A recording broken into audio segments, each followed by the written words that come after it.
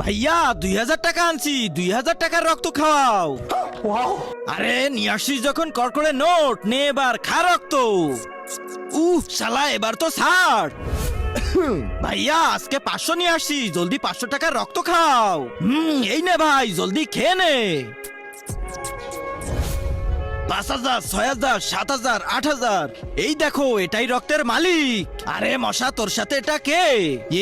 এও আজকে আমার সাথে রক্ত খাবে কেন? আরে মালিক, এর বোনের বিয়েতে বরপক্ষরা 1 লিটার রক্ত দাবি করছে।